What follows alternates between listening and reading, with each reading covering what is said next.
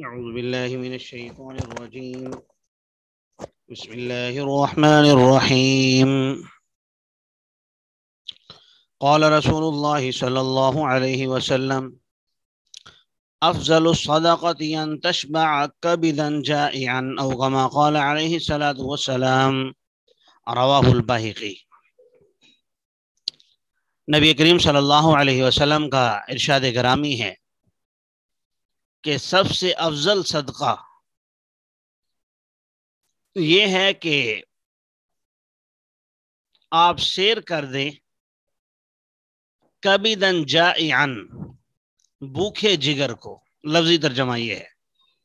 مطلب اس کا یہ ہے کہ کسی بھوکے آدمی کو کھانا کھلا دینا، کسی ضرورت مند کو کھانا کھلا دینا، اس کا پیٹ بھر دینا، یہ صدقوں میں سب سے افضل صدقہ ہے۔ اس کی وجہ یہ ہے کہ انسان کی بنیادی ضروریات میں کھانا پینا شامل ہے۔ زندہ رہنے کے لیے انسان کو اگر 2 وقت کی روٹی مل جائے، اگر اور کوئی چیز نہ بھی ملے تو وہ زندہ رہ سکتا ہے، اس میں کوئی مسئلہ نہیں ہے۔ دوسری وجہ اس میں یہ بھی ہے کہ کھانا کھلانے میں ایک ہمدردی کا پہلو بھی ہے، اور جس طرح ہمارے ہاں کسی کو چند پیسے دے دینے کو صدقہ سمجھا جاتا ہے، حالانکہ ایسا نہیں ہے۔ نبی کریم صلی اللہ علیہ وسلم کا ارشاد گرامی ہے کہ کسی سے اچھے اخلاق سے بات کر لینا بھی صدقہ ہے، راستے سے تکلیف دہ چیز ہٹا دینا بھی صدقہ ہے۔ حتیٰ کہ حدیث مبارکہ میں بہت سی چیزیں آئی ہیں، یہ الفاظ بھی آئے ہیں کہ اگر تم کوئی لقمہ اپنی بیوی کے منہ میں ڈالتے ہو، یعنی اگر بیوی کو روٹی کھلاتے ہو تو وہ بھی صدقہ ہے۔ تو صدقات کے مختلف درجات ہیں، کبھی وہ پیسوں میں ہوتا ہے، کبھی کسی نیکی کی شکل میں ہوتا ہے، کبھی کسی کی مدد کرنے کی شکل میں ہوتا ہے۔ تو فرمایا کہ سب سے افضل صدقہ یہ ہے کہ کسی بھوکے جگر کو آپ سیراب کر دیں، اس کو کھانا کھلا دیں، تو یہ صدقات میں سب سے افضل صدقہ ہے۔ اور اہل جہنم سے بھی جب فرشتے پوچھیں گے کہ تمہیں کون سی چیز جہنم میں لے آئی، تو ان کا جواب یہی ہوگا، قالوا لم نک من المصلین ولم نک نطعم المسکین، کہ ہم نماز نہیں پڑھتے تھے اور مسکین کو کھانا نہیں کھلاتے تھے۔ گویا اہل جہنم میں، یعنی جہنم میں جانے کی ایک وجہ نہ کھانا کھلانا اور نہ کھانا کھلانے کی ترغیب دینا، یہ وجہ بھی آتی ہے۔ اللہ تعالی ہمیں عمل کرنے کی توفیق عطا فرمائے۔ ترکیب کے حوالے سے آپ جانتے ہیں افضل اس میں تفضیل ہے، مضاف الصدقہ مضاف الیہ، مضاف الیہ مل کر مبتدا، ان مصدریہ، تشبع فعل، اور انت ضمیر اس میں فاعل، کبدن موصوف، جائعن صفت، موصوف صفت مل کر مفعول بھی، فعل اپنے فاعل اور مفعول بھی سے مل کر جملہ مصدریہ ہو کر، کیونکہ ان حروف ناصبہ میں سے بھی ہے اور مصدریہ ہے، تو یہ جس جملے پر داخل ہوتا ہے اس کو بتاویل مصدر کر دیتا ہے۔ تو بتاویل مصدر ہو کر یہ خبر افضل صدقہ کی مبتدا خبر مل کر جملہ اسمیہ خبریہ ہو گیا۔ نبی کریم صلی اللہ علیہ وسلم کا ارشاد گرامی ہے، منہومان لا یشبعان، منہوم فی العلم لا یشبع منہ، ومنہوم فی الدنیا لا یشبع منہا، او کما قال علیہ الصلاۃ والسلام، رواہ البیہقی۔ یہ کسی نے پوچھا ہے جائعن کا مطلب، تو جائع بھوک جو بھوک کو کہتے ہیں، اور جائے کا مطلب بھوکا، اور کبدن جگر کو کہتے ہیں۔ مراد اس سے انسان کا پیٹ ہے کہ کسی بھوکے پیٹ والے کو کھانا کھلانا۔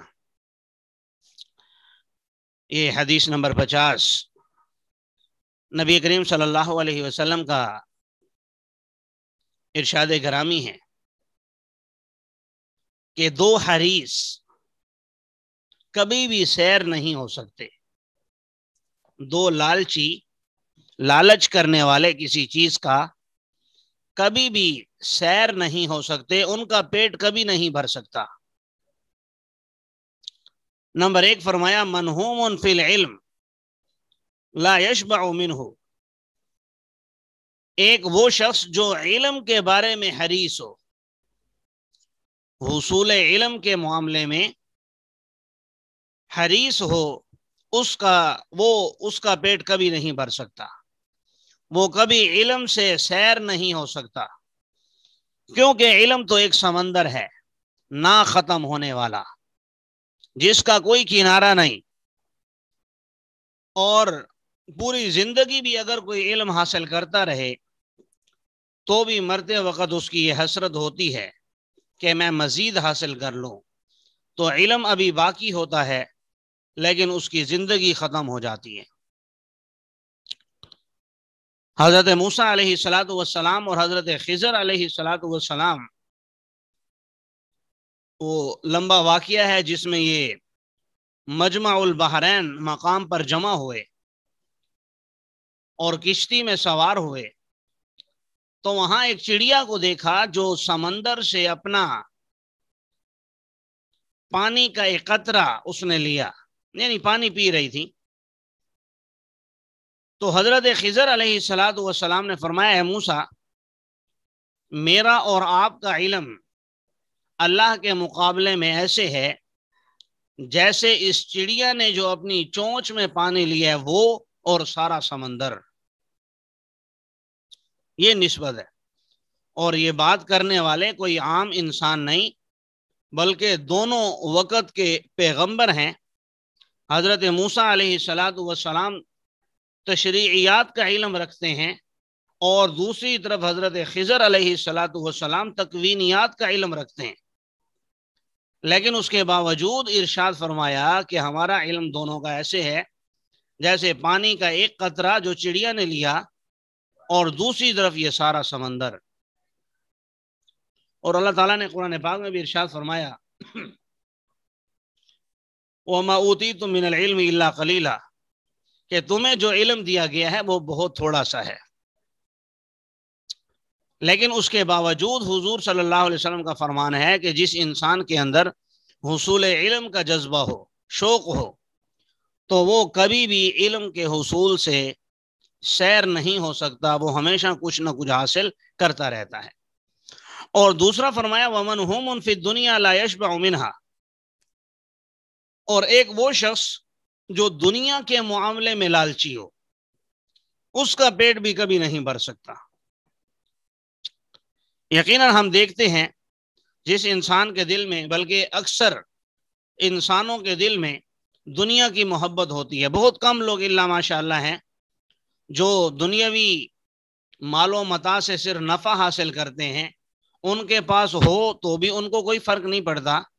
اور اگر دنیا کا مال و متاع ان کے پاس نہ ہو تب بھی ان کو کوئی فرق نہیں پڑتا، وہ اسے محض ضروریات کے درجے میں سمجھتے ہیں، اس سے محبت نہیں کرتے۔ اور مطالبہ بھی یہی ہے کہ دنیا کے مال و متاع سے محبت نہیں ہونی چاہیے۔ تو جو انسان بھی دنیا سے محبت کرتا ہے تو وہ یہی چاہتا ہے، اگر اس کے پاس کوئی ایک مثال کے طور پر دکان ہے کسی چیز کی، وہ کہتا ہے دو ہوں، اگر چھوٹا کاروبار ہے تو وہ چاہتا ہے بڑا ہو، بڑا ہو جائے تو وہ کوشش کرتا ہے اس سے بھی بڑا ہو جائے، کسی کے پاس چھوٹی گاڑی ہے تو وہ کہتا ہے میں بڑی لے لوں، جس کے پاس بڑی ہے تو وہ کہتا ہے میں اس سے بھی اچھی لے لوں۔ تو انسان دنیا کے معاملے میں آگے بڑھتا ہے، اس کا پیٹ کبھی بھی نہیں بھرتا، جیسا کہ حدیث مبارکہ میں ارشاد فرمایا کہ اگر کسی کے پاس سونے کی 2 وادیاں ہوں تو وہ کہے گا کہ میرے پاس تیسری بھی ہو۔ اور اسی طرح ایک مقام پر ارشاد فرمایا کہ انسان کے پیٹ کو الا التراب، سوائے مٹی کے اور کوئی چیز نہیں بھر سکتی۔ یعنی جب یہ مرتا ہے، قبر میں جاتا ہے، تبھی اس کا پیٹ بھرتا ہے، وگرنہ یہ سیراب نہیں ہو سکتا، وگرنہ یہ کبھی بھی سیراب نہیں ہو سکتا۔ اس لیے دنیا سے لو نہیں لگانی چاہیے، دنیا سے محبت نہیں کرنی چاہیے۔ اللہ تعالی ہمیں دین کی صحیح سمجھ عطا فرمائے اور اس پر عمل کرنے کی توفیق عطا فرمائے۔ ترکیب کے حوالے سے دیکھ لیجئے، منہومان یہ مبتدا ہے، لا یشبعان تثنیہ کا صیغہ ہے، یہ خبر ہے، اور مبتدا خبر مل کر جملہ اسمیہ خبریہ ہو کر مفسر۔ منہوم فی العلم، منہوم آپ جانتے ہیں اس میں مفعول کا صیغہ ہے، منہوم اس میں مفعول، اور ہوا ضمیر اس کا نائب فاعل، فی العلم جار مجرور اس کے ساتھ متعلق ہو جائے گا۔ اس میں مفعول اپنی نائب فاعل سے اور جار مجرور سے مل کر مبتدا بن جائے گا۔ لا یشبع منہ، یہ فعل فاعل، منہ جار مجرور اس کے ساتھ متعلق ہو جائے گا، جار مجرور مل کر متعلق ہونے کے بعد یہ خبر بن جائے گی منہوم فی العلم کی۔ مبتدا خبر مل کر جملہ اسمیہ خبریہ ہو کر یہ خبر بن جائے گی اس مبتدا کی جو اس سے پہلے محذوف ہے، یعنی احدہما۔ منہومان لا یشبعان، دو حریص جو کبھی سیر نہیں ہو سکتے، تو درمیان میں لفظ ہے احدہما، ان میں سے ایک وہ جو علم کے بارے میں حریص ہو، تو احدہما کی یہ خبر بن جائے گی۔ اور جو اس کی اب ترکیب ہے وہی ترکیب آگے ومنہوم فی الدنیا لا یشبع منہا کی، تو یہ دونوں معطوف معطوف علیہ مل کر جملہ اسمیہ خبریہ ہو جائیں گے۔ اللہ تعالی عمل کرنے کی توفیق عطا فرمائے۔